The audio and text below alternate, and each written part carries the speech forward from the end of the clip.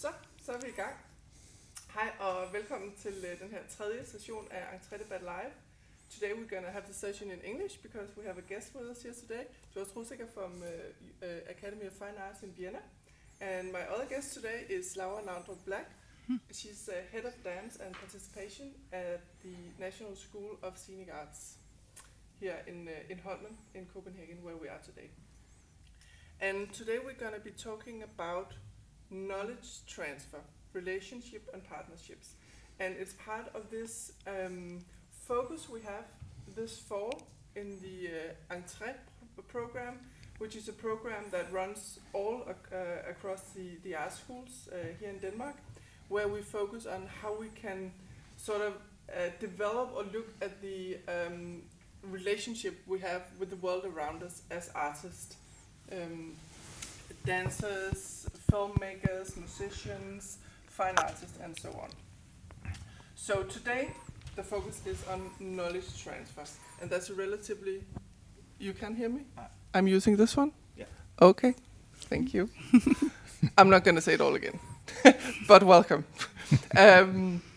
So today we're going to talk about knowledge transfer, and that's a relatively new concept in Denmark. It's not really something that we... vidensoverførsel, that would be the Danish translation of it. It's not really a concept that we've been working with as such, but that's something that is developed as a working method and as a concept in Austria, where you're from, Georg, and also in Germany and Switzerland and so on. And the reason why I have invited you two here today, so I just say it again in case the mic didn't work before. So this is Georg Russegger, and he's from the Academy of Fine Arts in Vienna, and Navndrup, who's head of dance and participation at the National School of Scenic Arts. And I'm Pernille Skov, and I'm head of CAKI, Center for Applied Artistic Innovation, and we are a center who works for all the further arts educations in Denmark. Okay.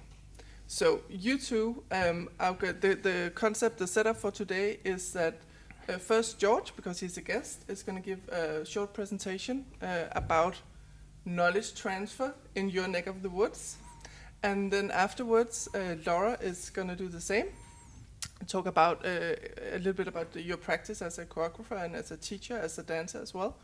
And then we're just going to have a 5-minute break and then go into conversation where we're going to further explore the concept of what knowledge transfer is for us and what it could be, and just have some interesting conversations, I hope. And if you are joining us from home or your office or wherever you are, you can write comments or questions in the comment section on YouTube, and we'll get your questions here, and I make sure to ask them for the conversation bit. And I think that was it for now. I hope I didn't forget anything. So without further ado, welcome to you two. I'm so happy to have you here today. I've really been looking forward to this. And I'm just going to put your presentation on, Georg. So let me see. We have that here. Oh Lord, I can't see anything.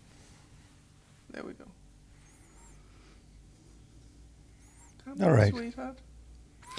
So let's see, mic is working? Yeah. Yes. Yeah, thanks for having me. Thanks for inviting me, Pernille. Also, Christopher, I'm really happy to be here again, especially because of traveling is not so easy at the moment for the Austrians, and so I think I haven't visited Copenhagen for more than a year. So, yeah, I'm not a big fan of PowerPoint slides, so I just put something is on the screen as well for the streaming. So my name is Georg, and basically I'm a trained media anthropologist and a media artist. So I'm coming from the field of art, but somehow I have departed. Don't ask me how that happened, but I did so. And from my life experience, I think knowledge transfer, I didn't have the term for that. I had to invent for a framework which we basically have in Austria now since 6 years. And the framework is basically showing it's a network of all Austrian universities, not only art universities. And basically it was somehow a wish of the ministry. They had the feeling that universities are working like silos. So everybody is like in his rooms, and every discipline is in his kind of building, and society is also not very much aware of what universities are doing, what researchers are having, what outcomes are there. How can that be connected in a way to bring a greater good to society?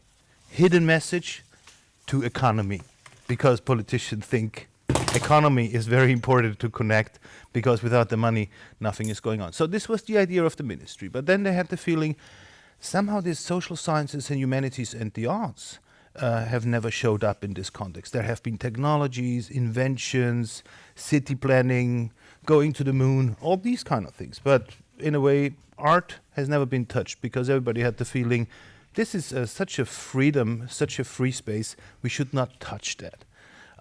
It changed with the idea of the Knowledge Transfer Center, and it changed with the concept I was writing, because I thought, no, art should touch something outside of the field of art, and the freedom of art should be a safe space, but there should be some possibility to trans-disciplinary exchange. There should be some possibility to develop projects which are maybe using artistic practices, using artistic knowledge for other disciplines, for other persons, and not just to kind of beautifying stuff, because most of the people believe, and then the artists and the creatives come and they're just making a nice website and they do a good design for that. And I was not thinking that that's the best way how to do it, because it's in a way not the perfect leveling, I would say. So so we decided to make a special focus on the SSHA. This is this acronym what I'm using quite often, because it's actually combining social sciences, humanities, and the arts, and it's not just the arts. So in the beginning, we had no idea how we can kind of bring this on, because at the professors we have been talking to, the rectorates we have been talking, they said, yeah, it's nice that you have funding money and you can do stuff, but what actually do you want to do? What's that kind of idea of knowledge transfer? And everybody had the idea that there is some package of knowledge which you bring from A to B, and that's it. So I don't want to disappoint you guys. That's not what I'm doing. I'm not putting messages or informations or knowledge from A to B. So we started to see it as an experimental space, where we can set up formats, where we can set up training methods, where we can set up experimental spaces where people can meet, people can learn, can teach, can peer learn. So basically the whole idea was, we believe that every person we have been working with is actually a knowledge transfer agent, we called them.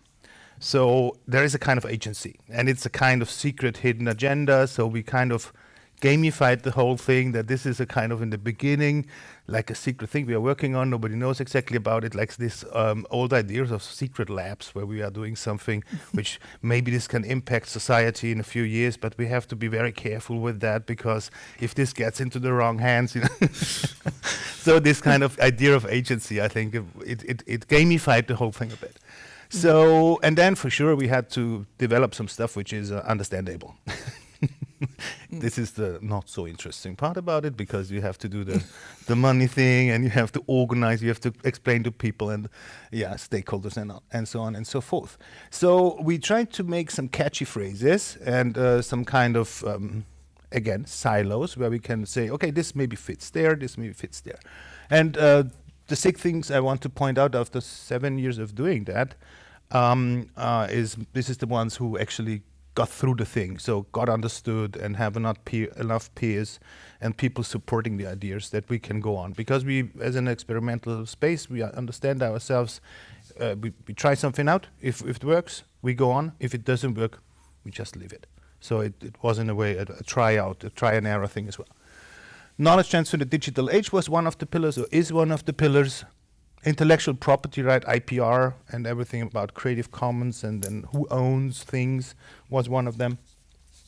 Challenge impact was or is very much based on the SDGs, the societal development goals, and as well to societal challenges. So how can also the artist be a change maker in the field of sustainability, saving the earth, or whatever you want to call it. Then post-grad life. So post-grad means, what is my life after university? What is the vision of what I'm doing? What kind of job profile do I have?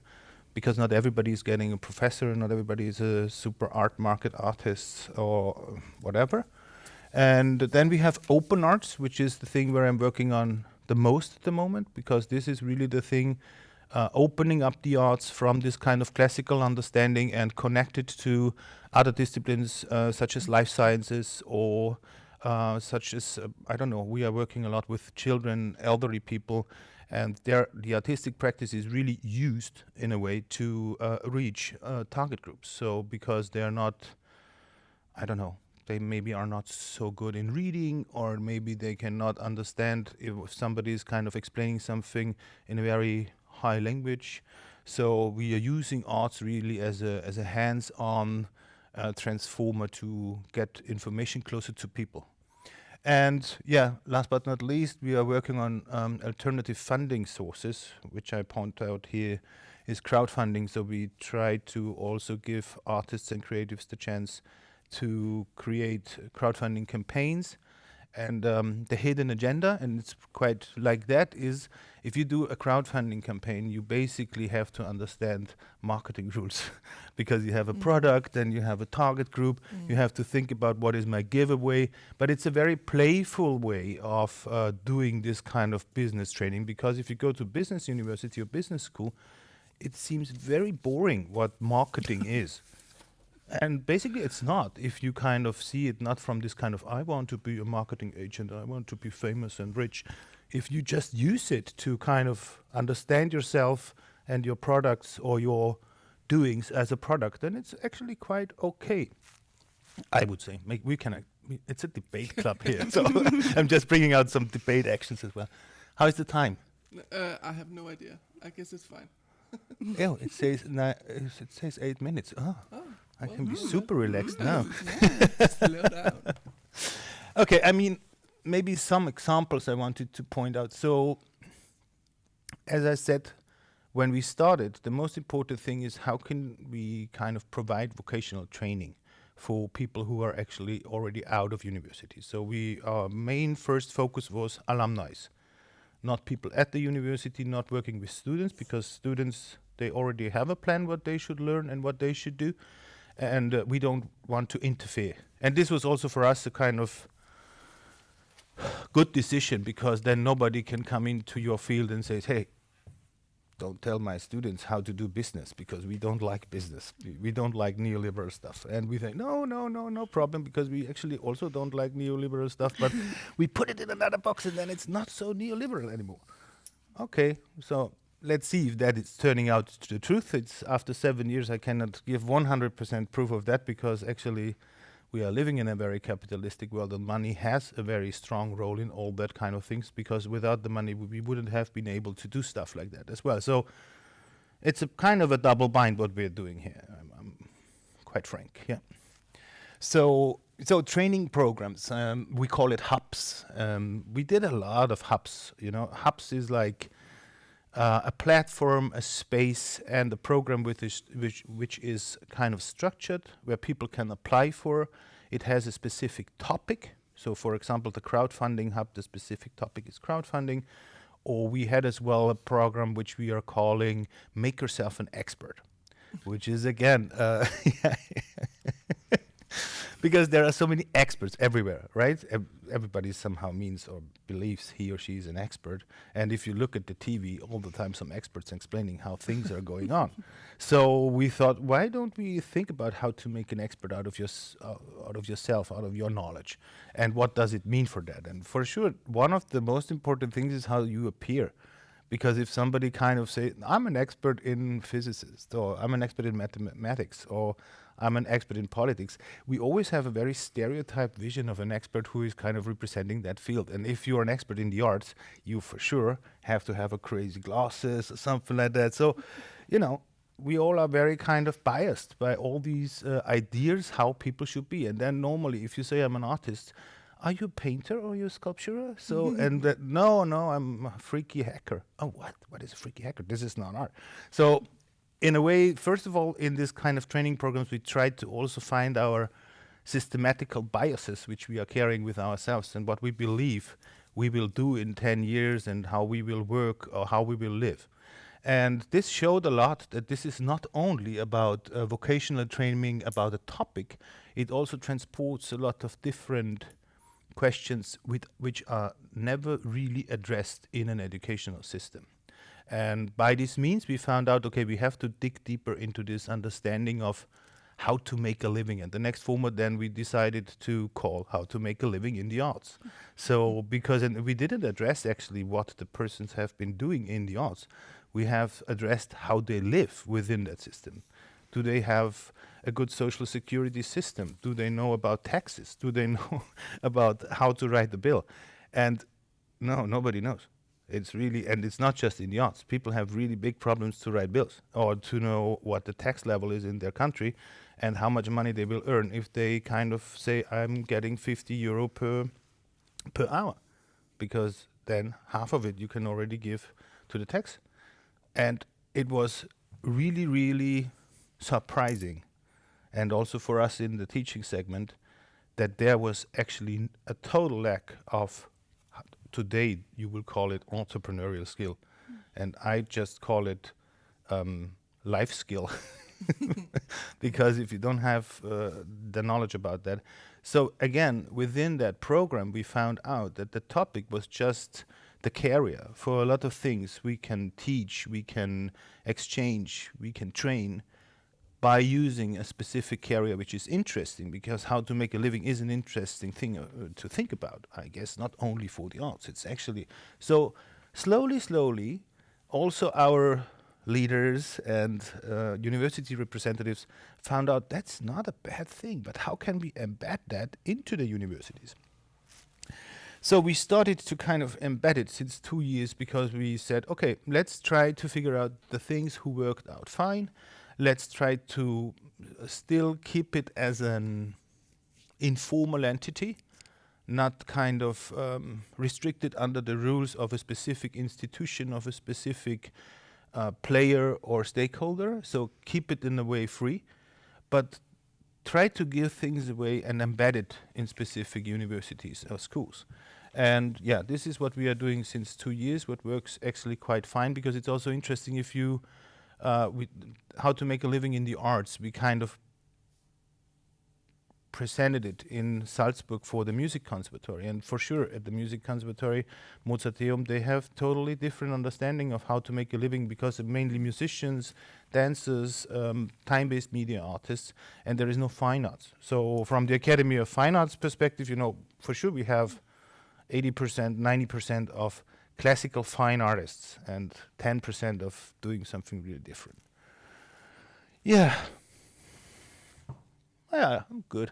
I think I will round up in a way, because I think I'm really interested in debating with you and also hearing what you are thinking about knowledge transfer. And this is the Knowledge Transfer Center with the tag Knowledge Transfer. It's just a tag, because knowledge transfer can be so much things, and it's a free space to experiment, to try things out, and to really kind of get things going in these challenging times, I would say, because next to us, we are sitting here in this beautiful landscape, and I have a 7-year-old daughter, and I want that she has also this beautiful landscape, and not that I have to tell her, sorry, I was doing knowledge transfer during the times the earth was cracking down. I'm really sorry. Would not be my plan. So, and the pressure is coming up, I think, in the last 2 years, sustainability-driven, SDG-driven, and societal challenge-driven focuses are really into my mind, and it's now a personal development that I cannot avoid thinking about that, because I think if we do knowledge transfer and don't take this into account, somehow we are missing totally out. Okay, I think should be the last slide. Thank you very much. Thank you, Georg. Thank It's you. super interesting. There's so much to talk about. Thank you. So, Laura, I'm just gonna... oh, Jakob, is this mic working? Is this okay? Good. Perfect. So I'm just gonna put your images on. Do you want to stay there and I just flip through? Or do you Yeah, we can do that. You Yeah? flip through. Yeah? Yeah, Good. they're So- just images Yeah, for exactly. atmosphere. Exactly. So we had atmosphere with atmosphere on. Yeah. That's lovely. So, and...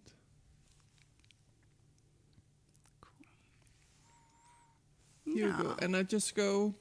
Yeah, when you feel like it. You Yeah, click. I just... When you click. feel it's a Okay. good moment. Cool. Yeah. Cool. So hello, I'm Laura, and I normally sit at the Department for Dance and Choreography at the Danish National School of Performing Arts. I'm so pleased to be here. When Pernille asked me, can you talk here and can we do something about knowledge transfer? I was like, oh my God, I have no idea what you mean by knowledge transfer. But now I know more, and I see that it was a smart choice. It's a much better match than one might think. So when you talk about how everyone has agency, that's exactly in a way what my work is about. Great.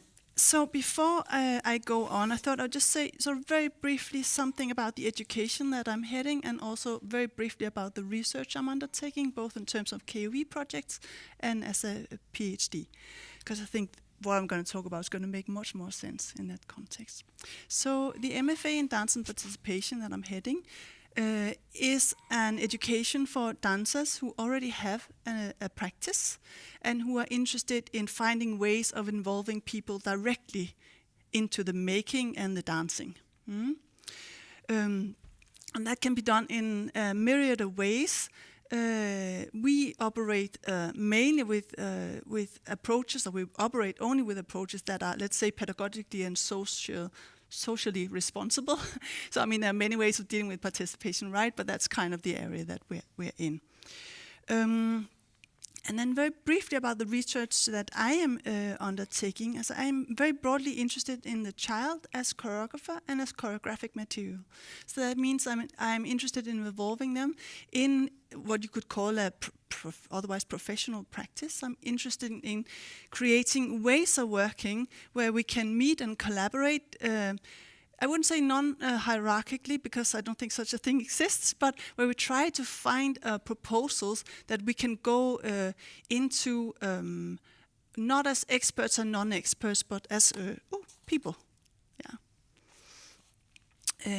And the kind of approach I used to do that now is getting a little bit nerdy is that rather than working on expressive language, so like here's an idea, I'm going to express it through movement, we try to work on expressive ideas instead. That doesn't mean that there's not movement, there is, but it means that the movement is not a translation of an idea.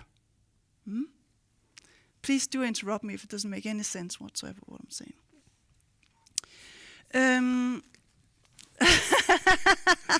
I mean it. So, I thought, what can I share today, since I have no idea so far? Well, now I know what knowledge transfer is or could be. I even found a quote in a text I wrote where I said that one of the things I wanted to avoid, Georg, was edification and knowledge transfer. maybe we can change that today. I hope so. I think it's already changing. So I thought maybe what I can do is provide a practice example.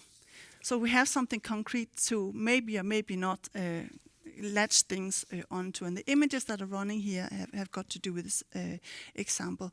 And it's a project which was both a teaching situation, it was research, and it was a performance. And called it Luftig. It's a project that I did with actually an Austrian artist called Lisa Hinterreitner. Yeah. And we've been working for a long time on air as a material, and also produced some performances in relation to that, and developed some ways of working with air as material that we want to share with others. So we got together, we worked with a group of students from the education that I'm running, so from here in Copenhagen, and we worked with them for a few days, 3 days I think it was, 3 intensive days, where we transferred some of the principles of the work we had been doing with wind and air to them. And those principles were to only use the mechanical means of your own body and pieces of cardboard to move wind around. It means that the experience of the piece is not visual, but it's a sensation, it's a felt sensation of air touching your body. So this is what the audience senses. And this is the principle that we passed on. So really open, really. Yeah. We transferred the rules also, so you could say you could take a fan and just let it spin, and that would be another way of working with air moving. But we restricted it to these cardboard pieces of various sizes. So this is the idea, and we hand it over to the students in what we kind of call Lab 1. Could call Lab 1. And they work with it for some days, and they find ways of working with that they're interested in. Very quickly, they found out that they can only work with this material, they can only understand this material by their own experience of it. Does that make sense? I mean, you can't see it, so you have to both learn to control it as a material, so it can do a lot, right? Even with a little piece of paper, Oh, it can be it's very fine, dead. actually. It's very fine. Yeah. So you have to learn how to control it, but you can only learn how it transfers to someone else by experiencing it. So if Georg was to learn to use air as a material in this choreographic context, he would have to try it on his own body, what it feels like as well, and that makes it instantly communal. I mean, I can sit like this, but it's not very refined what I can do. But if we're several people together, there are many more options. So it's both about the sort of personal experience of this material on your body, but the knowledge can only be attained in collaboration with others. So that was Lab 1. Then the students there planned a kind of two-day workshop with some local students from Salzburg, Musische Gymnasium. Is that good pronunciation? Very good. Very good. Very good. And worked with some young people from there. I think it's important to say it was not part of the young people's curriculum. They had chosen, it was sort of there was a choice that they wanted to take part in it. And they work with them for 2 days. Different sort of workshopy things they had made up, race with the cardboard pieces and plastic bags, these kind of things, exercises to understand the material. And then together they compose a performance loop over those 2 days. So there's Lab 1, where there's from Lisa and I, the sort of artists behind it, we transfer some things and then propose a space to work within, and then the students develop something from that, and they propose that to the young people. Then together with the young people, they create this performance situation. And this is from the performance itself. So this is kind of like the third wheel, I would say, is the performance situation, where they perform the things that they have come up with. And they came up with things that both had to do with the bodies of the audience and the sort of tactile experience that they would receive, but also with air and the space in general.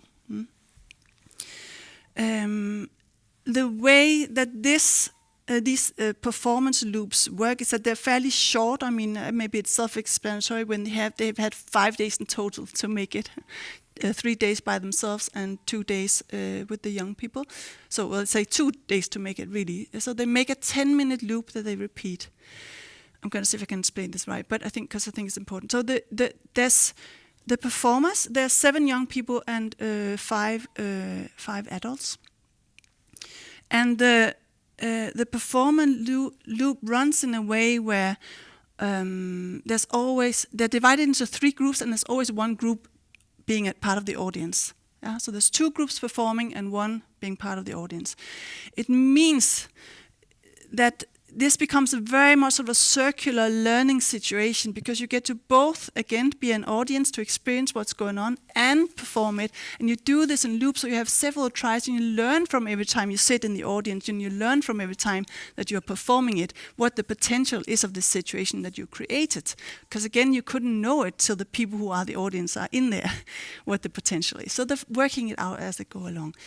This is very central, this kind of jumping or layered experience, where it's as I said before, it's like it's a sort of a teaching, researching situation. It's also an audiencing experience, and it's also a performing experience at the same time. The people we haven't talked about here are the audience members. Now, when you bring in children as performers, not surprisingly, a lot of the audience members know these children. Yeah? there's also other audience members turning up as part of a festival. So but a lot of them know them. It turned out sort of a very, very communal, very open experience, I would say, full of very curious audience members, actually. So a very nice situation there.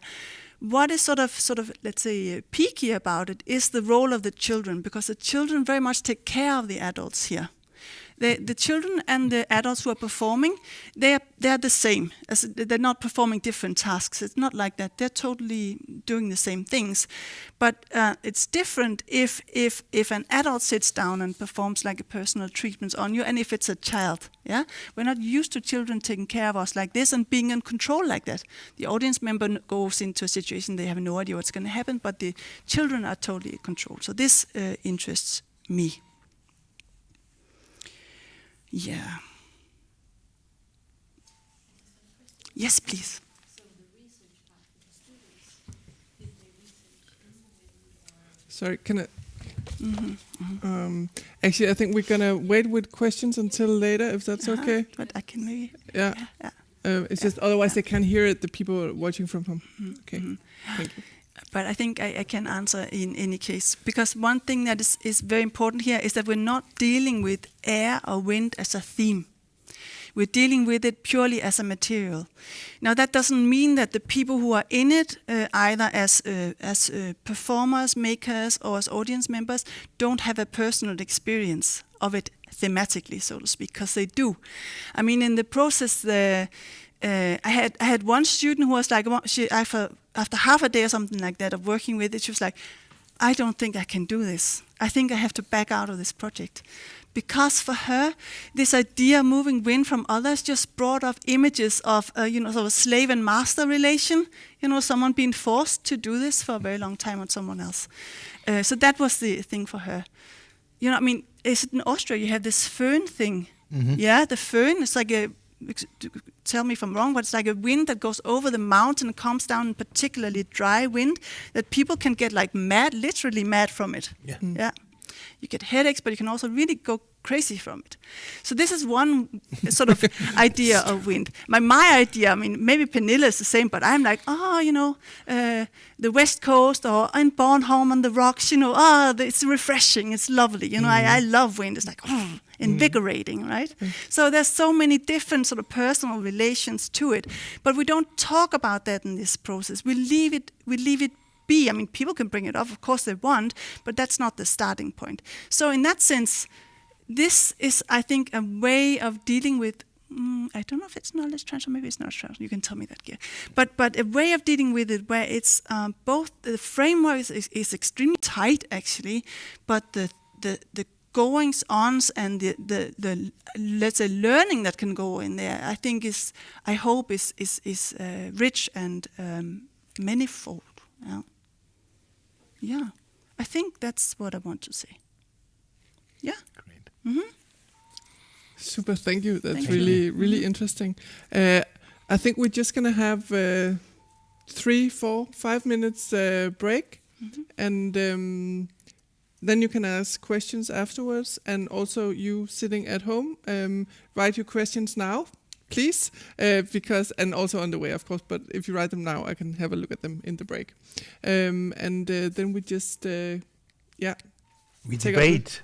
Yes. Yeah, in like 3 minutes time. And Niklas, you can just leave the cameras running, so it's okay. You don't have to put on any breaks or anything. So, see you back in 4. Thank you. Tak.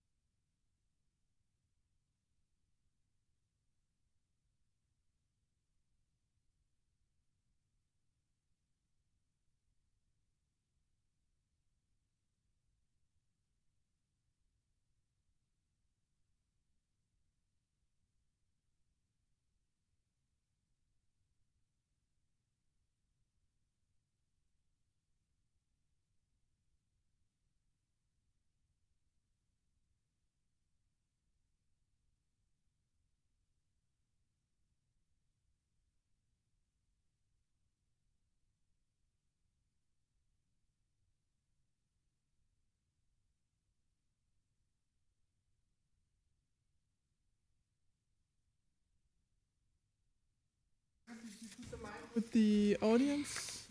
Yeah. Okay, cool.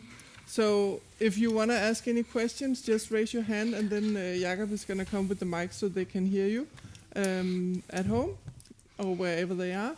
And please, when you ask a question, also say your name and where you're from, so we know that, because you're not going to be on camera, so people have no idea who you are. So thank you. And let's begin again.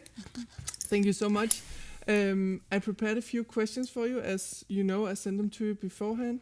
But it's a setup. Yeah. So I cheated a little bit. But I'm thinking you probably have some questions for each other now after the presentation. So before I start asking all of my questions, maybe you have something you want to ask each other based on what you just said. Laura, you want to start? I think you have been writing that something. I have a lot of notes. Got to make a choice here.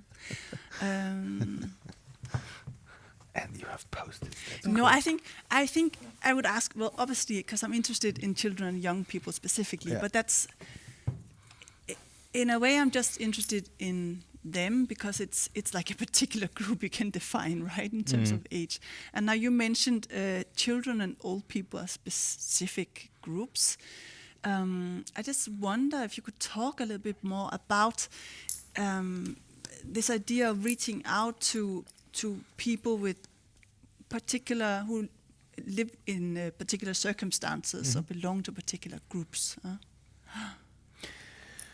Yeah, I mean, maybe I bring an example from this open arts program, because there we are mainly interested in getting closer to target groups, but also, as you mentioned, younger and elderly people, also challenge people, and how to identify, on the one hand, what is the need experience of them, what can they take out of arts, and also to create a mindset of artists and creatives, how to actually express themselves or how to get in touch with them, because we are talking about relationships.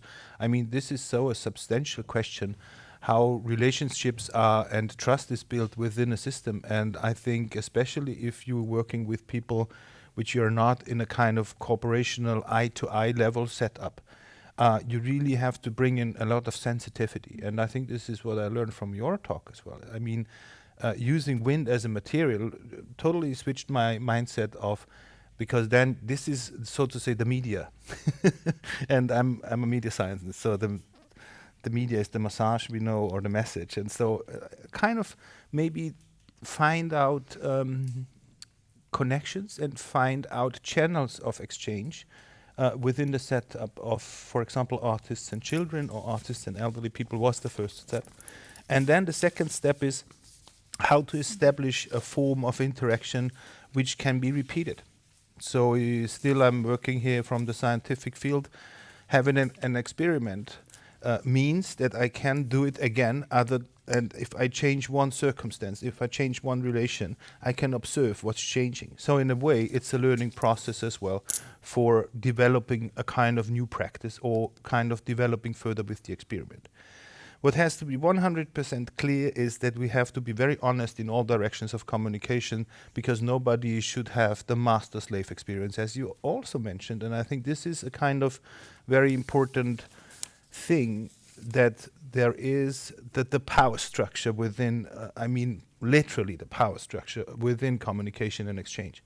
So if there is, in Austria, there's to say on eye level. I'm not using it. I'm now using it 2 times, but I'm actually not using it, because it's always the question, yeah, what eye level? Is it my eye level, and now I'm explaining you, and now I'm treating you on eye level, but so it doesn't work out like that. So in a way, and I think I can also relate to that what you said, bringing in people who are grown-ups or believe they are grown-ups and children, and bringing in a setup where they can equally exchange and communicate, needs a lot of sensitivity for what kind of media do we use. If we use Lego, I think the children would be much better than the grown-ups.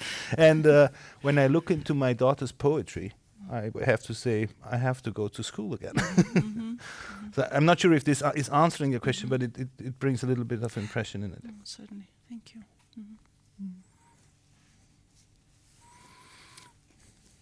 Do you have anything you want to?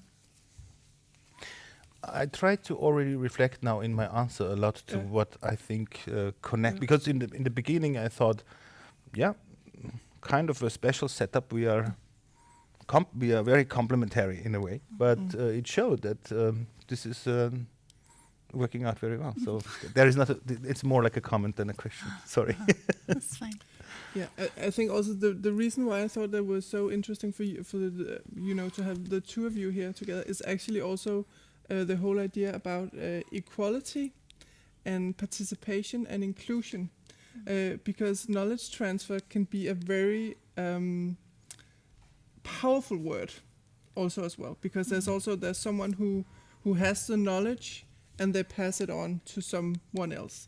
That could kind of like be the old scheme, I would like to call it, because I truly hope and wish for that we move into another scheme where knowledge transfer is not about someone who knows a lot and who has the right answers, who transfers something to someone else.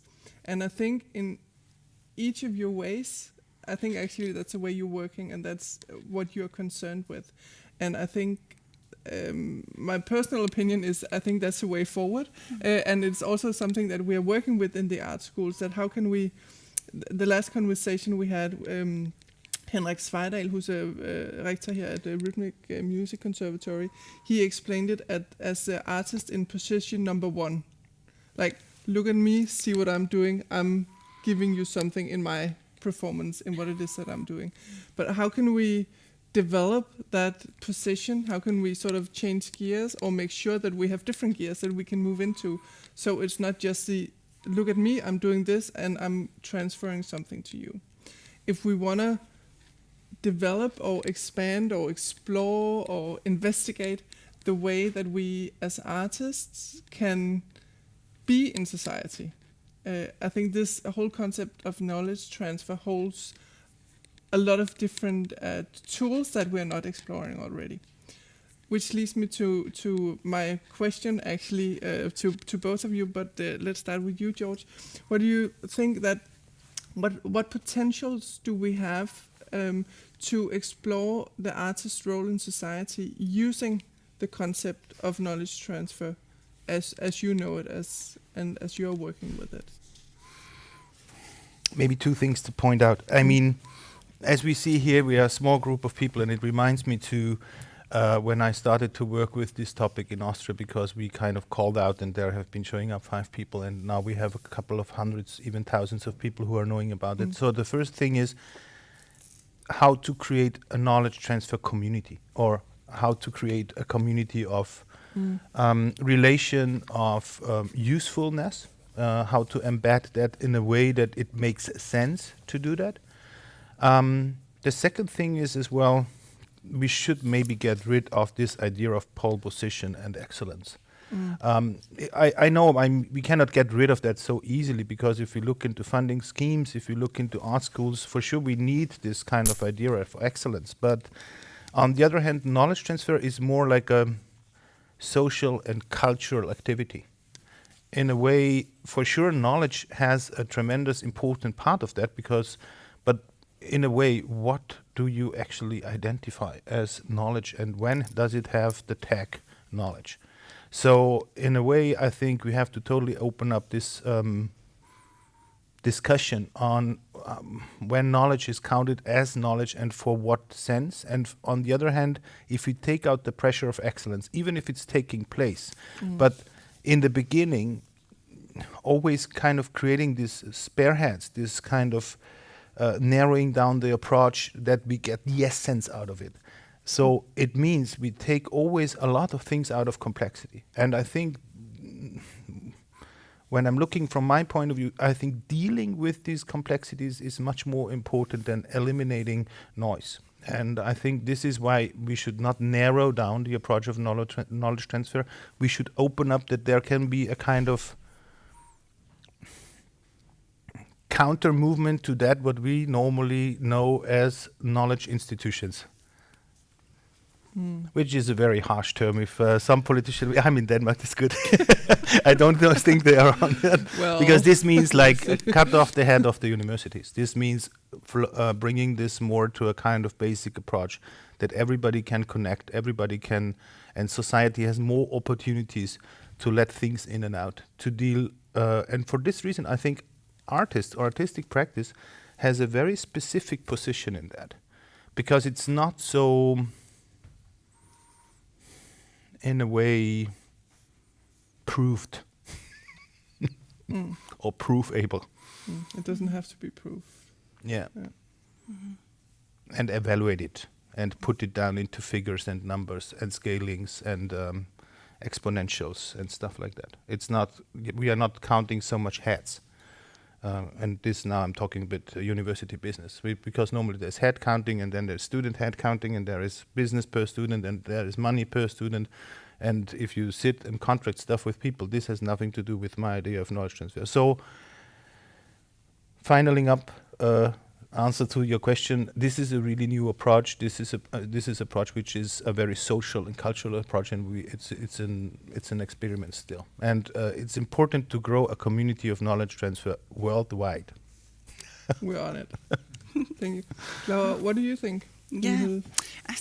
I'm thinking that these ways of understanding knowledge or dealing with art and society can coexist and should coexist.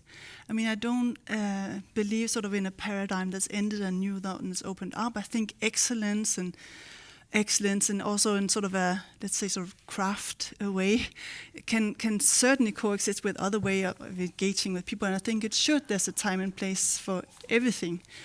I'm just happen to be intensely interested in one way of working, right?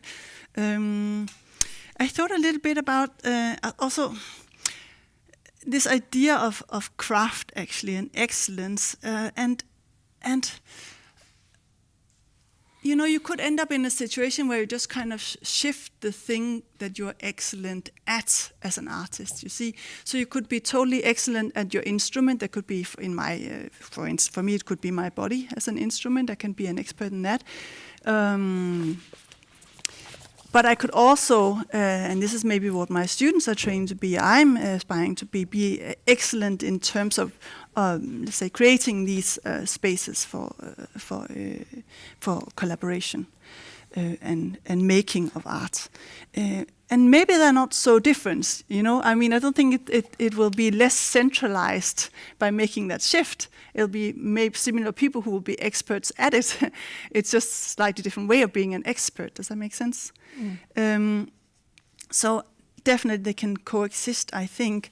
Then I of course, you're right. What is knowledge, and what do we mean when we talk about knowledge? That's a huge one, right? I mean, and I think in this context, perhaps a thing. Okay, so these things can coexist. I think what in my opinion is outdated is the artist or whoever trying to, thinking that they know what others might be interested in, or know that they know about that person's life world. I mean, you cannot never ever know that. We're past that, right? So I think there's a shift there. That's a thing that's of the past. We cannot assume that we have knowledge of other people's experience of being in the world. So that we have to be curious about. I think that's dated. But I don't think I think it's totally fine to be a super virtuosic whatever artist and to share that also in terms of as a knowledge that you share with others. The masterclass is not dead. That's what I'm saying. Definitely not. Oh. We're having one in the afternoon.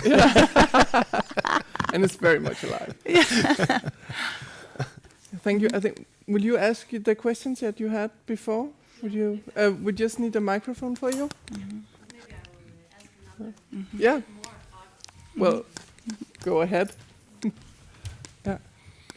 Okay, so my name is Liv, and it just came to my mind because I was in a seminar this Monday in existential entrepreneurship, and we talked about this that art is important for people.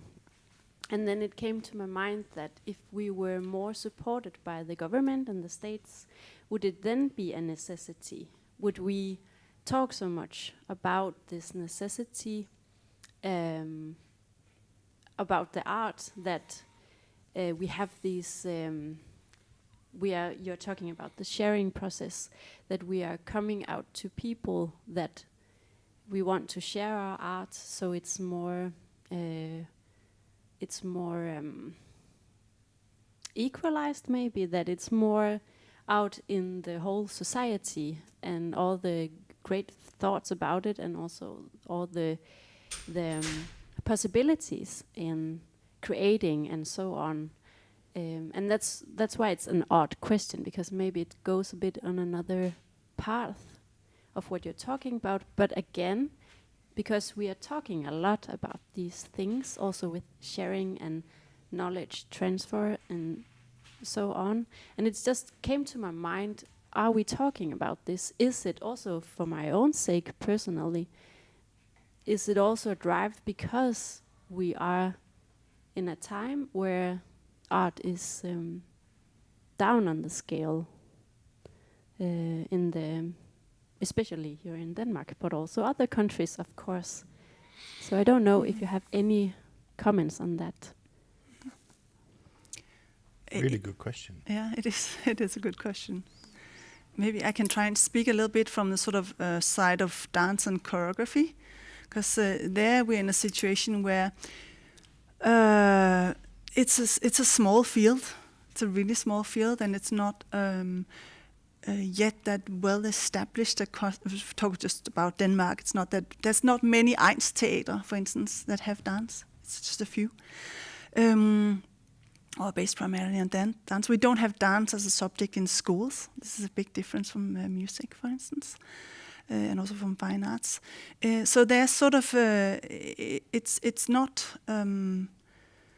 I think for sure, if everyone had sort of a base level of engagement with the art form throughout our country, throughout other countries, the discussion would be quite different. It would start somewhere else. I'm sorry, that's a very simple answer, but yeah. I mean, this would be my dream, was that it was something that was happening all the time. But of course, we should not assume that everyone thinks that this is important.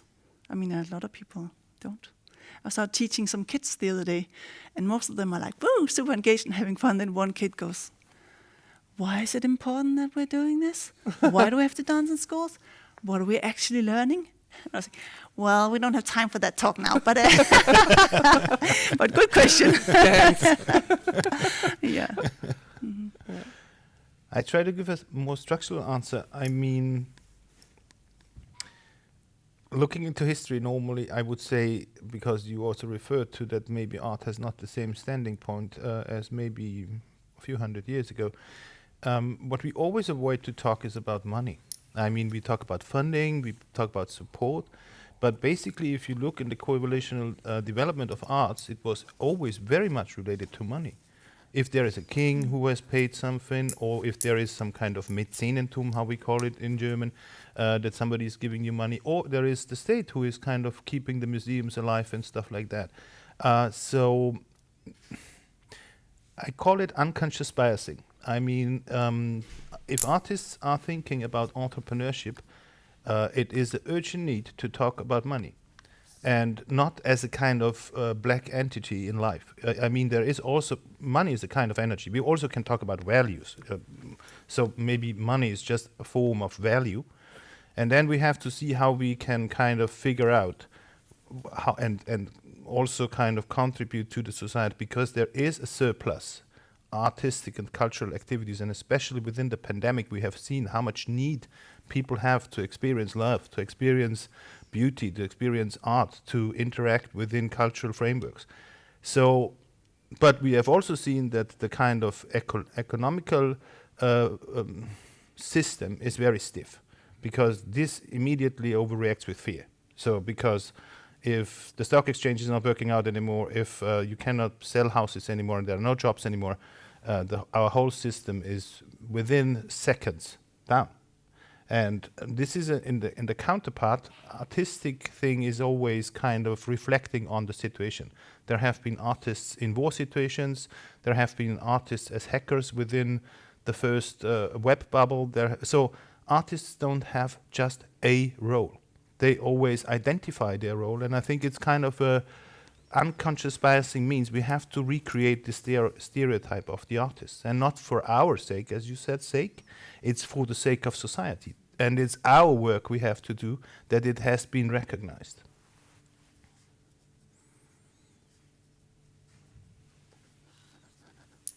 Yeah. If anyone want to say something, just break in, because I'm thinking a little bit about something. Trying to see if I can formulate it. That there's also something as a like when you talk about sort of responding to or reacting as an artist to current problems in society. That's one way of being an artist, right? I mean, it's also a matter of what we define as art. You know, if we go far enough back, you would, get your guitar out in the local pub, and that, I mean, you perform for your family and friends, and that would be art. So this is a special kind of institution that we call art making now. And if we talk about how it's spread out in society, that's maybe also maybe we need to negotiate that a little bit. What it is we define as belonging to the art scene. Thank you. And I think, Georg, you used the word entrepreneurship a few times. And that's very brave of you in this context. For someone who's been working with entrepreneurship in the arts, developing it as a field of knowledge in the art school for 10, 12 years, I think.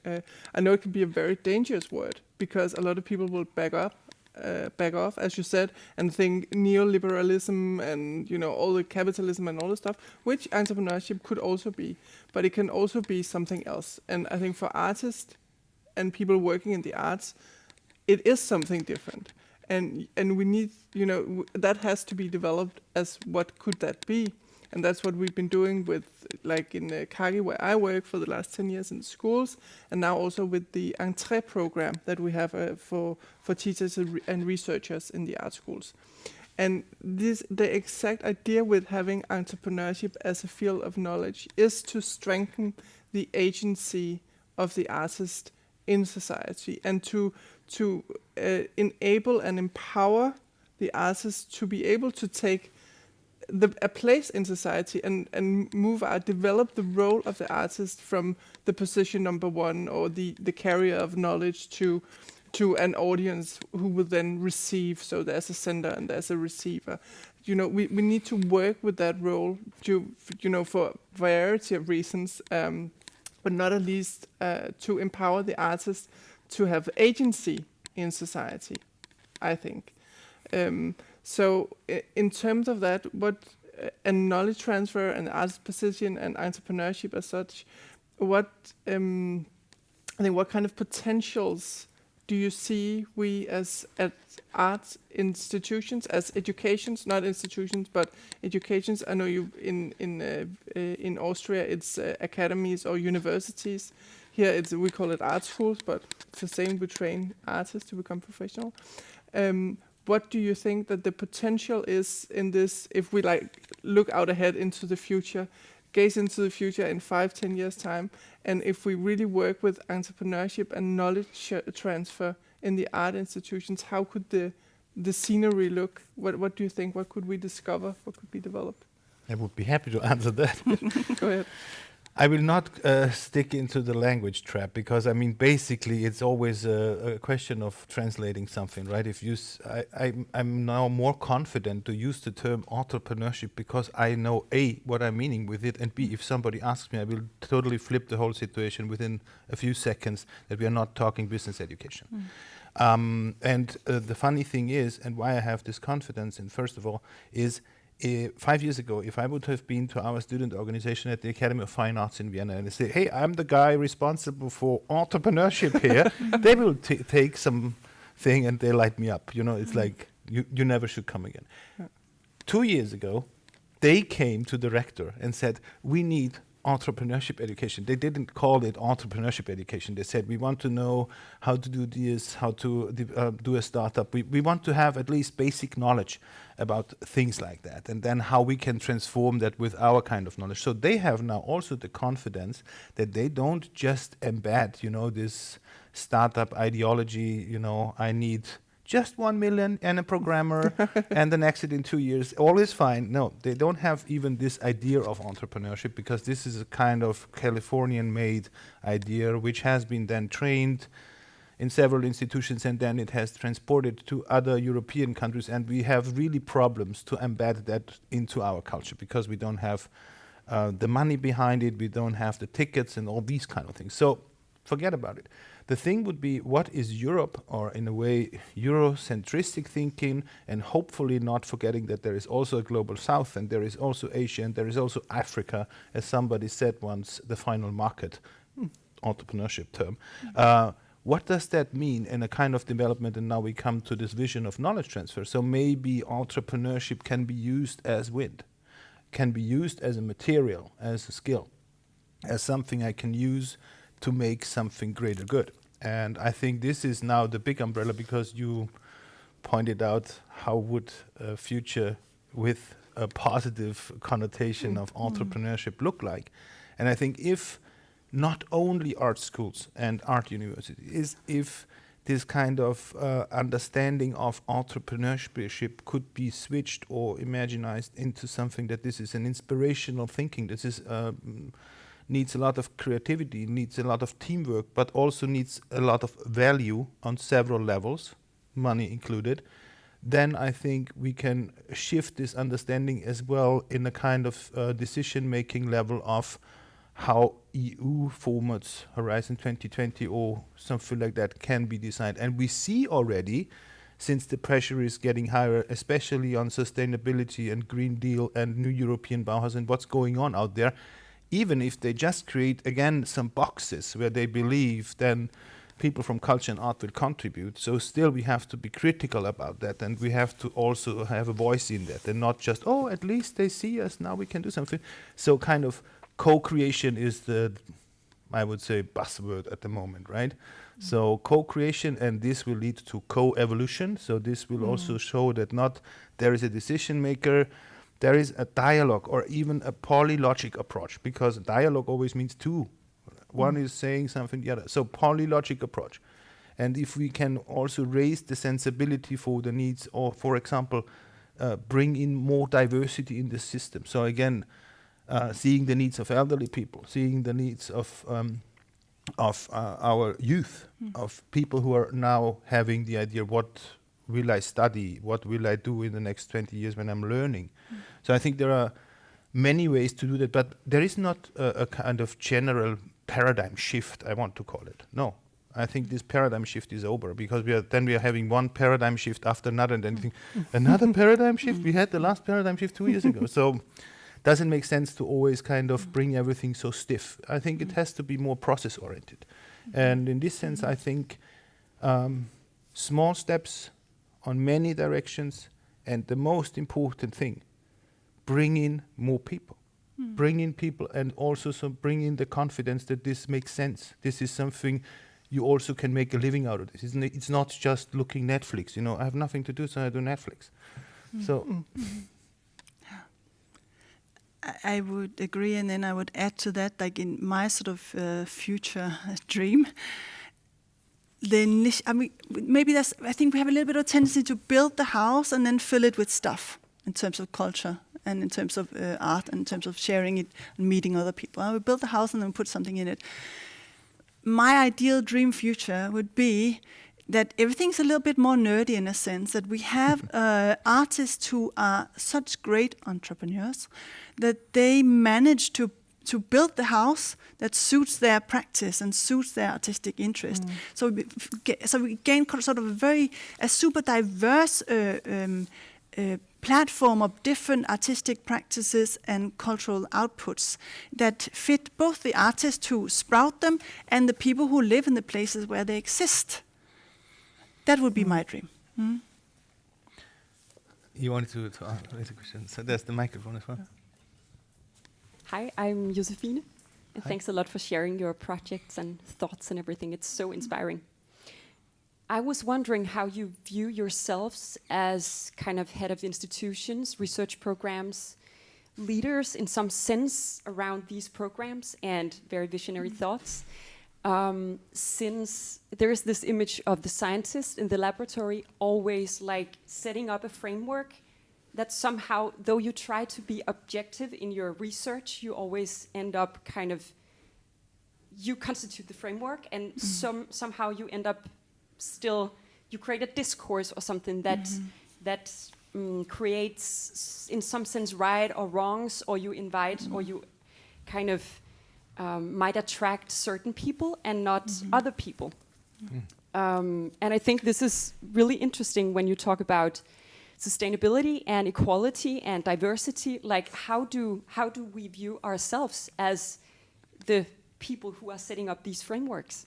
I did a workshop entitled Gender Diverse Opera, where we wanted to research, wanted to find other voices not coming from the opera world, because we thought there is a reason why we only see very cisgendered persons entering the opera world. Like, there are only cisgendered characters to play within this. So how if the framework was a different one? Like, we want gender diversity to be fit into opera, but already saying like gender diversity and saying opera, there's a huge both clash of worlds where people would be like, okay, but am I here because of this or that? Do I really fit in? Also, you are putting up some very strong discourses, which would still attract some people, and some people would never go. In this workshop was really interesting. And it's very much about, it's both creating a new sense of opera, it's also a very social work, and considered, or thinking a lot about equality and representation, diversity. But what it came down to in the end was, I think me and the other person creating this workshop had to go home and really think about ourselves.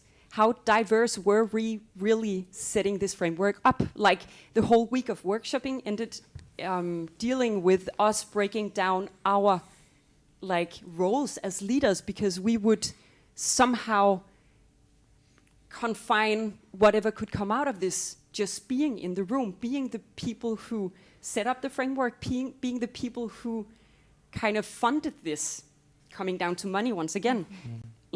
We will always need money, even for, if we start, as you said, Laura, which is really beautiful, not with the house filling art in, but start with the art movement. We need money from somewhere. And those people giving us money, they might have an idea of what we should be doing with this money. So how do you view yourselves as initiative takers, leaders around this? Because, we are defining rights and wrongs, somehow also non-willing when we stand up for this. Lots of questions in one. No, it's such an important question. So where to start? I mean, first I can say I'm from an art form that I think I can say without anyone getting very angry that it is fairly new, and it's still establishing itself, and that means that on one hand, this defining oneself narrows it down. So the kind of dance that I am preoccupied with is very Eurocentric, and it's very extremely contemporary. So I deal with a choreographic concept, not it's just like it's so narrow. So there's that. On one hand, we want to be a lot of things for a lot of people. On the other hand, the field somehow needs to have an identity. So there's that struggle out there, I feel. In terms of the education that I'm running, for sure, it's something that we're hyper aware of. There are these gates along the way before you get to a master's level, right? I mean, first you have to somehow meet, in my case, dance and choreography, and at some point you have to become interested in it. You have to see yourself somehow mirrored on the stages, so you can imagine yourself up there. This is a problem currently. Getting much better, but still. And then you need to have access, you need to live somewhere where you can even engage in dance and choreography. And then you need to be accepted in one of very few places on bachelor's education, so either here or abroad. And then when you've been through that, you can apply for a master's and then maybe get a place. So that means that the filter that people have been through before they get knocking on my door, on our door at this education that I'm head of, it's such a small segment of people already. Now, within that, of course, we try to be hyper-aware of trying to encapsulate as many different identities and artistic approaches as possible. And I think we can accommodate that also. This is important because we offer an education which should be for people that we think can actually get something out of it. So it doesn't make sense to take someone in who will not thrive in that area, who will not be able to fulfill the dreams and plans that they have for their career. So we try to, in the way the program is built, to have an openness and a curiosity and a flexibility towards the group that is there, so that we can shape it along the way to a high degree. Yeah, I think that's what I want to say for now. Yeah, thanks for your comment. I think you're addressing a very personal question, and I mean, answering as an old, white, Eurocentric man with a cis background. I mean, what should I say? You really put the finger on the one. But the thing is, when you're not always reflecting everything, but you're addressing as well the power structures. And I mean, I have learned a lot working together with the Academy of Fine Arts, because they have a very specific profile on gender, inclusion, non-binary. They have 70% of foreign students, 40% from Asia or from the global south. So you really, in this small biotope, you have the chance to really also question that things, and you are questioned for sure.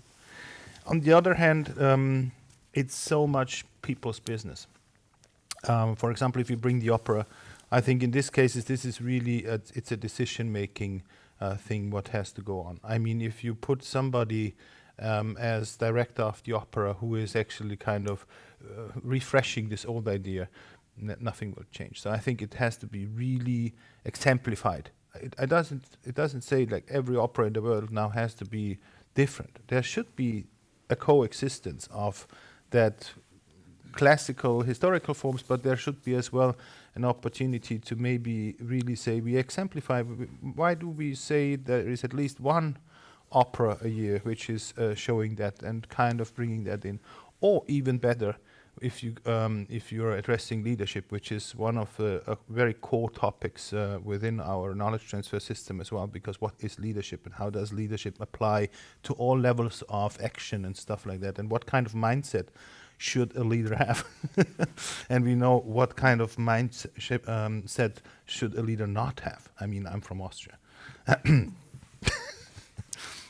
So, and then in my personal experience, I think your question also addresses, for me, the need to open up for teamwork, because it's not possible to now, as an artist, be everything, you know, because art and creativity and applying that and writing an opera or making an art piece is time intensive, is money extensive as well. So how could you be next to that also a businessman or a businesswoman, and next to that you should be your PR agent? So basically we have to let go from this idea that there's always this single person, there's this Damien Hirst or however you want to call it.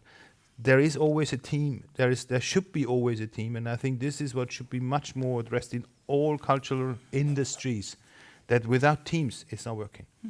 It's not working with one. It's maybe working with two, but it's much better working if you have much more people supporting a general idea, and the idea will change as well, because you kind of always have to figure out the channel that everybody can still identify with the project, and if just you identify with the project, maybe you're already far within the fog and you think it's still valuable or important, but then you lost and then you're alone in the fog. But so teamwork, leadership. Teamwork and leadership. And can I just add one thing where I just thought it also has to, I think that we have to shake this idea of what excellence is. You know, we talked about excellence before. Like, you cannot, if you want to diversify a field, you cannot stick to a pre-existing idea of what excellence is. You have to open up. And this, I think, it can be a scary process, because what are the parameters then? When can you know that something is good or not good? How do you do that? But we have to dare to do that, or we're going to get nowhere, right? And that takes a kind of sort of curiosity, knowledge, and a trust in your gut feeling, which I think is totally central there, and which I think could spring from things like super nerdy artistic research. To do that, you have to really shift things. I'm looking at Christopher now.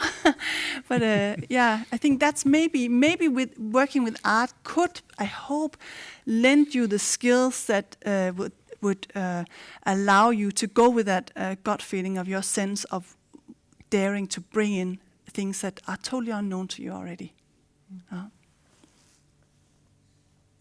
I think also what you described there, and going back to your question, Josephine, that's also exactly what is in entrepreneurship as a field of knowledge.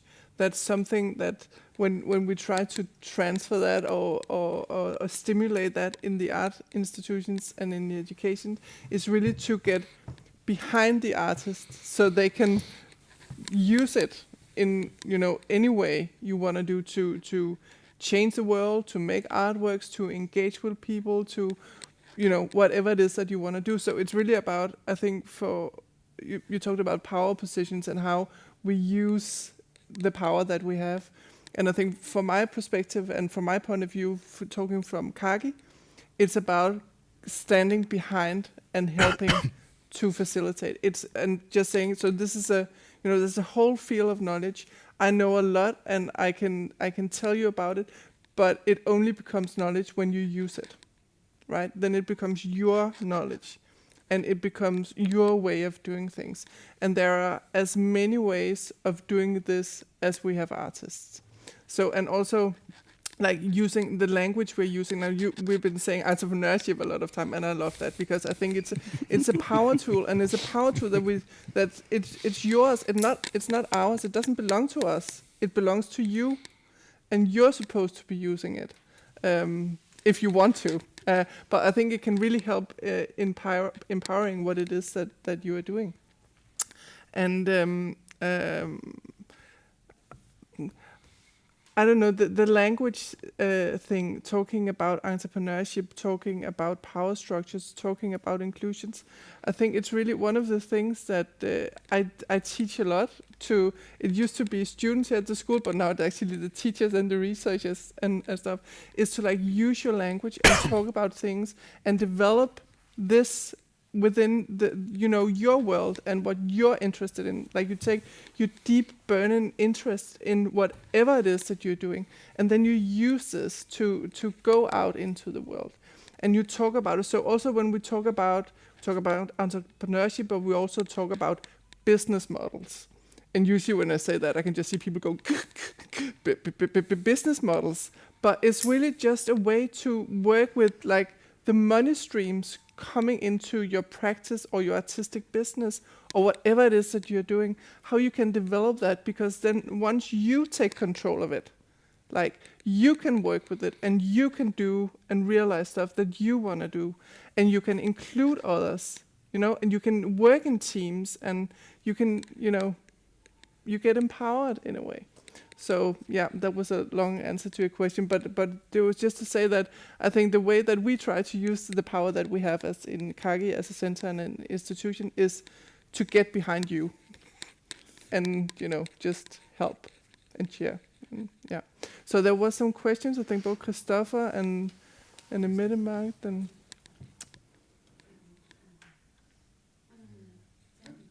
go. Is it on? It's on. Okay, I'm Christopher from the International Center for Knowledge in the Arts, who is gladly kind of co-hosting this event as well. Yes, lots of thoughts. But on the topic of business models, I think we have a very good example right now in Denmark of the work by Jens Horning that's made so much headlines around the whole world. Take the money and run, where he basically took the money that he borrowed from the museum in order to reconstruct some of his earlier works, and instead of doing that, he he took the money, and the work is called "Take the Money and Run." So, just as an example of how artists are really good at appropriating and subverting and using the market, using business models as media, almost as material for artworks. And I think we should not forget this dimension of art's, let's say, poetic and imaginative and interventionist power, that it can also take the things that we are thinking about as something we should kind of also learn artists to do, to make entrepreneurship their own and so on. We might not be thinking this step, but I think we should kind of let there be space for this kind of, let's say, turning on its head also what we expect at all from these fields. And this for me is a sign also of a healthy society where this can thrive.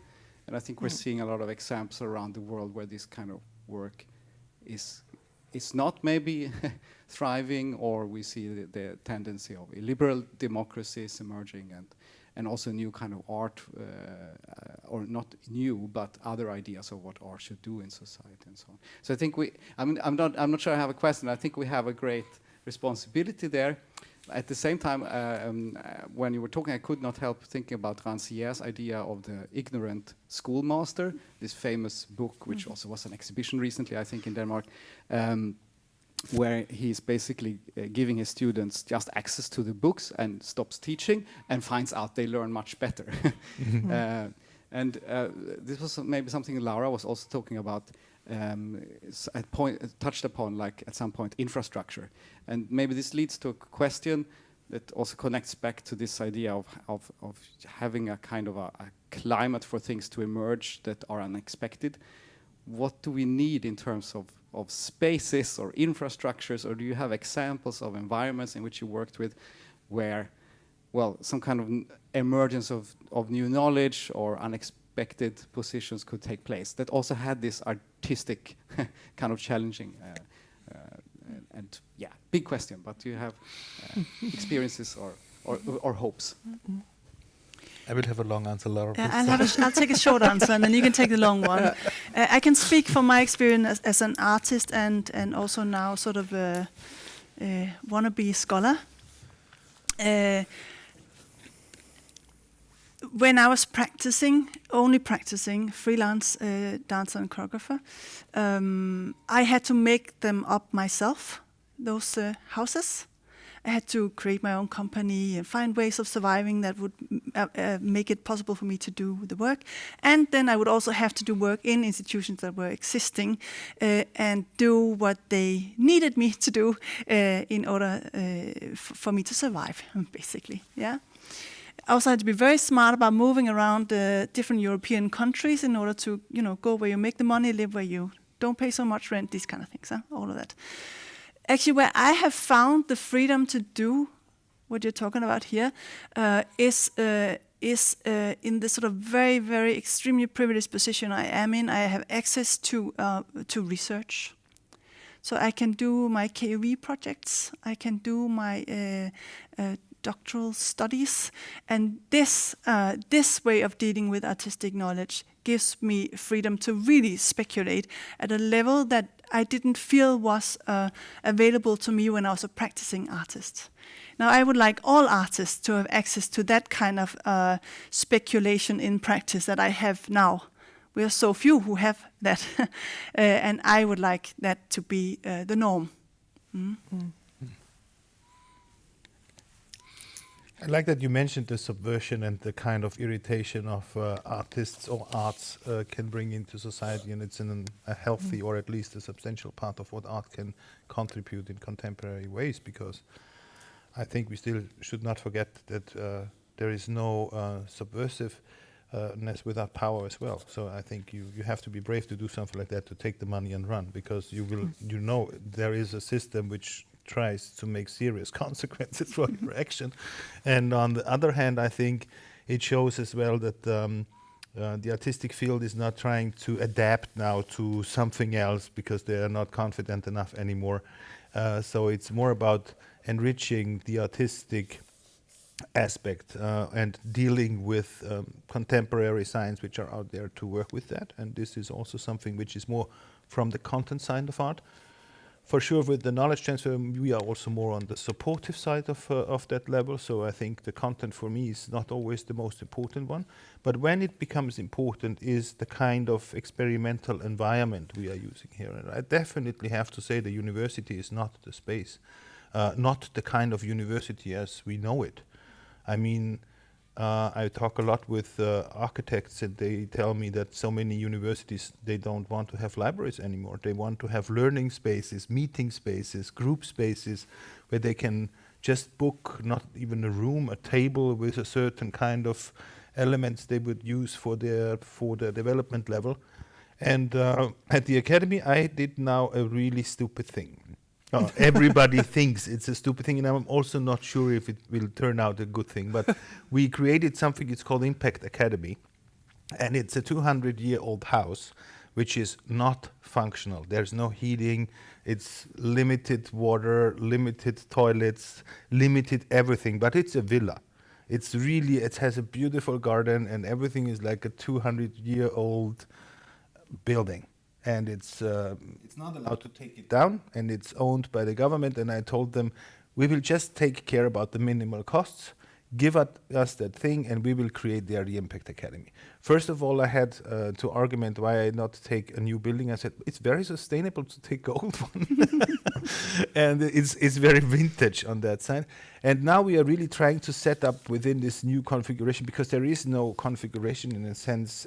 Nobody knows actually how people have lived 200 years ago in that villa. So there is no kind of preconditioned architectonical element which can be, so to say, enriched or understood by a mindset of people between 20 and 40. So the use concept is now getting a bit out of hand, because first of all, everybody made a studio there. And then they, as normally, because it's not in the city center, nobody came there. So I said, no studios anymore, because I give you keys, you have a key, and then you don't show up, so it's a closed circuit installation. That's not good. So we took away the keys again and said every space you can use. We just use the ground floor for our vocational training and education. We do photo shootings there to get some money in, and there is a Bollywood movie they now are planning to shoot there, because it's all having this. So in a way, we don't have a use case, but we have the idea that everything what happens there should be impactful. Mm-hmm. And we are so much searching now for this, these actions. But first of all, we have always to find the first and, so to say, again, stereotype mindset. Somebody comes and says, wow, that's great, I will have a studio here. And we don't, no, studio is not the equivalent we are searching for. Think about something else. 2 weeks later, okay, I will come and we will do now a workshop series which is called The Artist as Consultant, which I totally agree is a cool thing. So we do that. So answer to the question, I don't have an answer to the question, but it's like opening up for processes. It's like creating this free space or this freedom of art within also new structural elements. And I'm more coming from this management perspective, because I'm advisor of the Rectorate and I have to decide things preconditioned on the money side, or what kind of risk can we take. And by this means also try to calculate at least a little bit what's possible, and then create the free space or the freedom around it.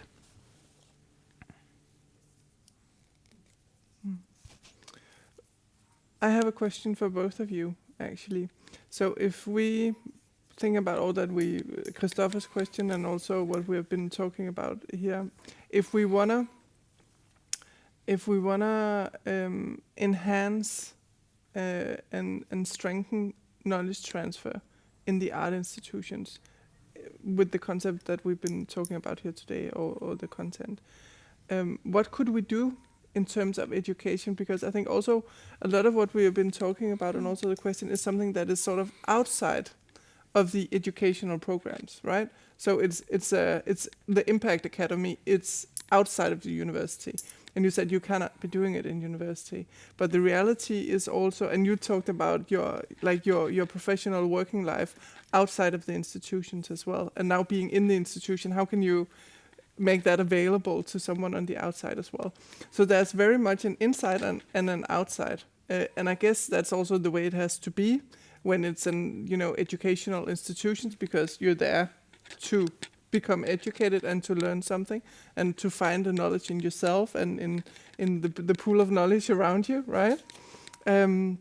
But is there any way that we can make this more come alive inside the teaching programs without destroying? Because as you said before also, Laura, we both need excellence and we also need something else. So like this, how can we do both? How can we develop both inside the educational programs in the art schools? What are your thoughts on that? I mean, I think in a without sort of being too big-headed, this is in a way what the course I'm teaching is doing already, just by the very nature of it. It's about participation.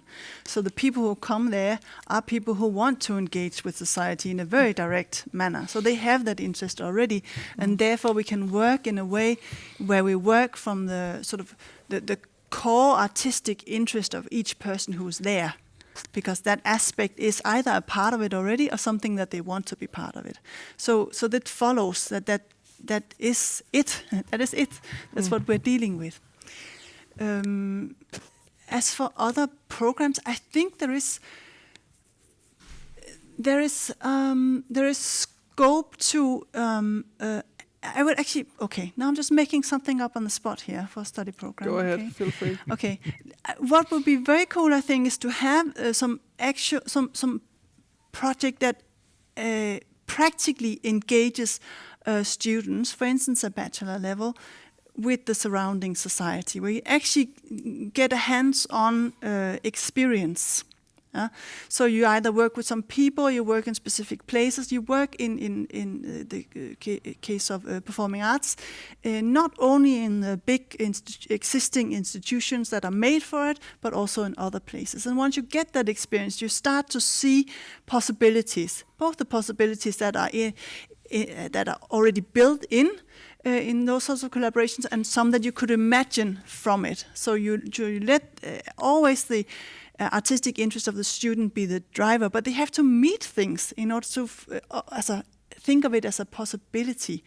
So that's the thing I can think of that I think would make an impact, because I've seen it happen when you organize things like this. That recently I did a project with students from my education, some students who are studying acting, some students within music who worked with some local, it's called FGU students. It's like youth educations, which is mostly for young people who either have dropped out or don't know exactly where they want to go in terms of their education. And then they work together on a proposal, a very loose proposal that's been set for them. And even those, and I'm talking about academy students, so as our students, even those who go into a project like that with a little bit of skepticism. I mean, how do we have to go out and touch the real world in that way, so to speak? Come out on the other end like, wow, okay, there was some kind of thing going on in that thing we produced there. There was some kind of particular presence and way of working, a tentativeness that is extraordinary, artistically extraordinary, and artistically extraordinary in a way that is felt by the audience that visited those rooms that they established. So I think the hands-on experience outside of our sort of the institutions or houses that call for our presence is necessary to spark that thing in the students. Mm-hmm.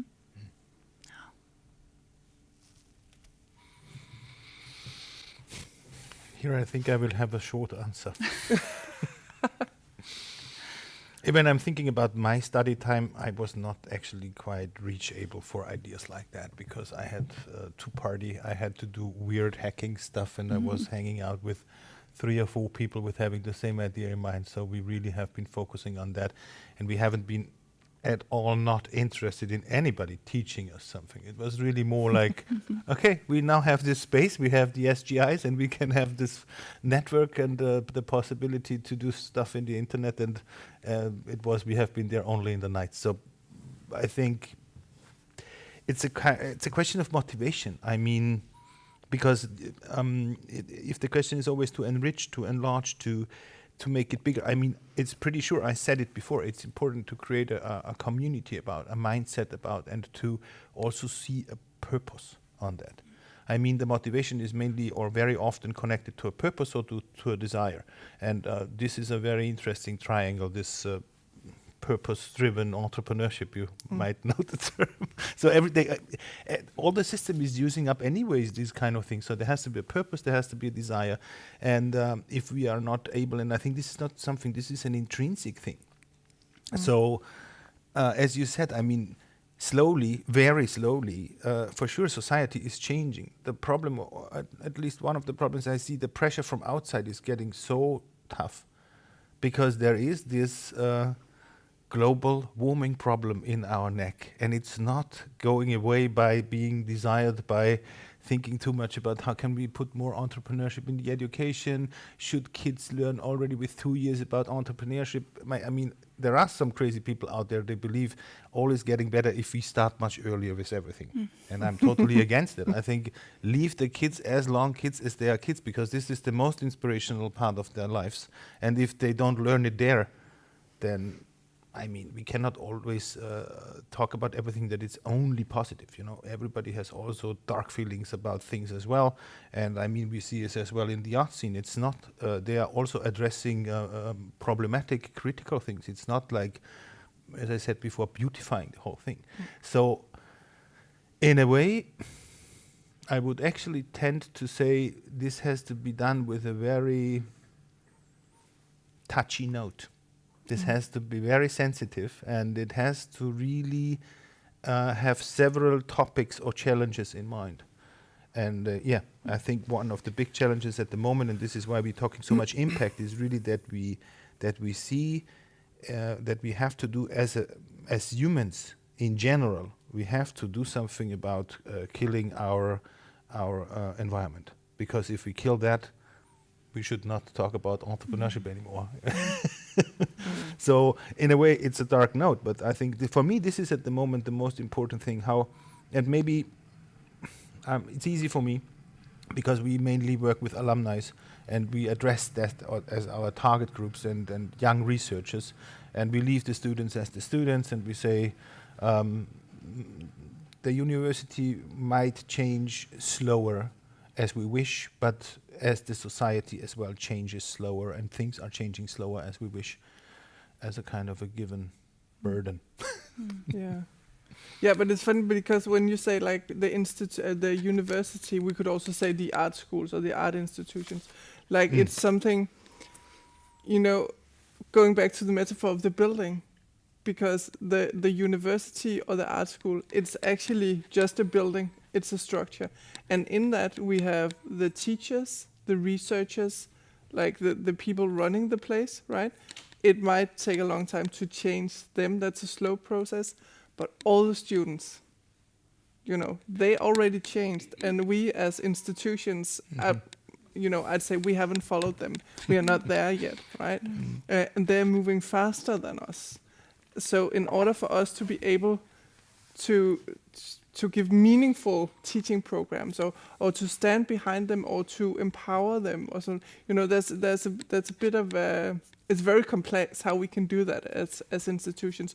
What kind of programs do we make? What do we present? Because it also takes that we as teachers or researchers, we need to be courageous. And I think your class, Laura, or your program is an example of that. And there's stuff going on like around the schools where people and teachers and people working in the art schools take chances, and they don't know if this is going to be a success or if it's going to be a huge failure, like the Impact Academy, or like, you know, when you send someone out into the world to do stuff, the potential of failure is always there, and then, you know, we as teachers, we also need to set it free and give the responsibility, you know, share the responsibility, because of course we want to, you know, do the best, and every student should have the potential to develop and be excellent, and everything we can do to support that. But then also at the same time, also realizing we cannot use the tools that were used on us, or sort of to speak. So how do we negotiate that space? I think that's really interesting. And yeah, can you have the microphone? Just, I'm also, I would say, in the role of a teacher, because I'm also teaching very new in the music academy. And I was wondering, because that's a huge, also really a interesting thing, that why can't we just, the teachers, just visit each other's educations, but also see, because the curriculums are so different, and you work in another perspective, and the music programs are working in a total other, and some are a bit behind, and some are a bit more developed into that. And I really think that the sentence that you said, that the students come to you to say that this entrepreneurship is important, that's a really, that's the message, that also, like you say, the students are aware and want to change things, so why can't the teachers just grab their ass and get going, because that's really important. And also then it will also be that would be more space for thoughts, and also environmental thoughts also from the students, because if they can feel that there's a certain openness and understanding in their personal drive or thoughts, then from the teachers, then something will happen and there will be a flow. But it's a really interesting and also, strong. You could say, I don't know if that's the right word, discussion, because there's at the same time there is this thing that when you start on the education, you have to get through all these years where you learn, and you have to learn these handwork things, of course. That is very important also. But I would love, and I say that to my students, that this is a process that you're going into. And I would love that teachers are more aware of that when they start, that this is a process and it doesn't end. So it's not like, because my personal experience with being a student was that I was so serious about it. So I just took all the things they said very, very important. And and then I just skipped all my own thoughts about everything just to be a really great student. And I know that there's students like that a lot, because when you are going on that education, that high level, you really want to grow and you really want to learn. So there is a high thing we could do as teachers, and but it's also very important. So I don't know, but that is my offer or whatever. I would really love to just talk with the head of the schools.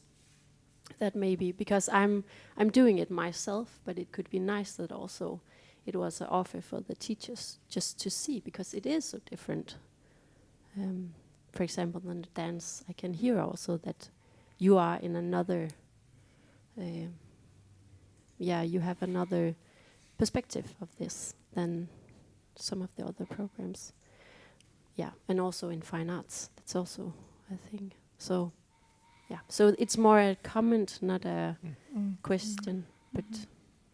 Thank you, but that very actually important. sort of goes back to what you started with saying, George, like the knowledge transfer between the departments in the university when you were presenting why this whole knowledge transfer issue begun at all in your neck of the woods, right? So maybe that's the thing to take from here today also as well, this knowledge transfer between teachers in the schools, between different teaching programs. I think that was also what you were saying, Liv, right? Openness, inclusions, community, in the institutions really. So there's a structural thing to be working with. There's another question. Yeah. I don't have a question, I just have Yeah. a comment to what you said. Yeah. My name is Anne-Mette, I work at the International Center for Knowledge in the Art with Christoph. Can you speak up a little bit? No, just This one or for you? If- Oh, for you. me. Okay, sorry. yeah. Sorry, bad hearing. Oh God, I forgot what I was supposed to say. Oh, sorry. No, I was just saying I think all of what you said is really important and you can take that and from here as well, but maybe there's also something about understanding your own ecosystem as a material that you can work on as an artist. So what you touch upon today, Laura, quite figurative, is like you have to build your own house. And I think a lot of people are, or a lot of agents within the cultural field are already thinking that and already trying to say that. But what I kind of miss and lack, and what I think maybe this discussion can also further develop into, is that actually have an example of what that is. So examples of how do you actually build your own house, or how do you kind of navigate and use your own infrastructures to also shape a field. So you're not always just responding to a field, but you're shaping it. And that can also be the money. And I don't have the answers, but I think I like the idea of making room for the conversations where you can actually do that and the experimentations of that. And that's what I also think maybe the Impact Academy sounds like it's doing without actually knowing it. But and yeah, so I'm very much in the idea that you can think more systemically, but you need to kind of also be able to give space for it, but also maybe dare to say that we don't necessarily know what that is yet, but we're trying it out. So it was just a comment to that. I have a comment on that. Yeah. A short one. Yeah. Because I learned, I think I learned something. I So just want to put it Yeah. out that I don't forget it. go ahead. I mean, if this kind of systemical interventional thing, but also that, like, if it's not just the teaching and it's not just the students, because we always, or the researchers, so we are always addressing sort of the quality part of the university. But there is, on the other hand, there is also the facilitation, the cleaning, the librarian, the financial department, the rector, and stuff like that. And maybe that could be seen, and maybe this I will do in the next weeks, trying to bring further this idea of the Impact Academy, as well using that structures to maybe intervene a bit on an artistic level. Because normally, they would say or react like, the art has to stay where the art is. This can be in the art departments, but it cannot be on the serious level of the financial department, because the financial department will tell me, like, are you this take the money and run guy now? And I will actually say I learned that in Copenhagen, because then it's always good. It feels far away. And the Austrians always believe that Denmark is far ahead in educational levels to Austria. So it's always good to bring something from Scandinavia. Thanks for that. I will actually reflect on that. Both of your comments actually made me think about something which I think is really important in this debate, also relating to your question about what should we unfold then in the educational systems that we have. And it is this idea that I think you're totally right. We need exchange, we need examples, we need what could such a house look like in order to imagine others. But I think maybe the most important thing here is that those futures that our students are going to go into, and those teachers that are going to teach them, and those kind of things that are going to exist, it's not about being in front or behind each other. So it's not like the Danish education system is not in front of the Austrian education system. They're just different, and they should be allowed to develop in different ways. And this, I think, is important, both on an individual and institutional level, that we sure get inspired by each other and inform each other and have debates, but that each individual, each institution, each whatever can have its own distinct possible future. That it does not. We don't strive for uniformity. Not every student should have the same entrepreneurship teaching. They should have something that opens up a pathway that is individual for them. Yeah. Really briefly to that, because I think that's a really nice way of putting it and saying it. But and what I'm thinking, just like elaborating on what you're saying, is that a lot of the structures that you work in as an artist, or the funding structures as well, they are not very future orientated at all. So that becomes kind of the wall that you hit, in a sense, because And then you can say we need more room for experimentation, but maybe it's not that. Maybe it's also having institutions or like small parts of the institutions that are actually geared to be quite, I don't know what the word in English is, able to move fast. That's not the right way to say it, but kind of agile in Danish, but I can't really say that. Agile, yeah. Yeah, yeah, that was just because I think maybe that's where a lot of people kind of bounce back, is and also the educational system, and maybe there's also something good about education not always being on the future run, but can also be looking backwards. But there's something in that dynamic that would be good to maybe just have a discussion about. Maybe it's already starting. Pernille might know more about that. But yeah. Thank you. I think we have to run. Oh, I don't think. I know that we have to round up now. So if you have anything final you want to say, now is it. Otherwise, I would just say it's been super interesting, and thank you all also for your comments and your questions. And also, you are from at home. Now I didn't take any questions, but we'll look into that later. Thank you so much. It's been really interesting. And this afternoon we're gonna have a masterclass on knowledge transfer. That's not exactly the headline, but it's a masterclass, and it's with you, Georg. That's where the headline. we're gonna go further into this and work with it on a workshop practical level as well. So I'm really looking forward to that. And both of you, thank you so much for coming. It's been a pleasure, and it's super interesting, and I just look forward to continuing this conversation in the future. So thank you. Thank you. Thank you. Thank you.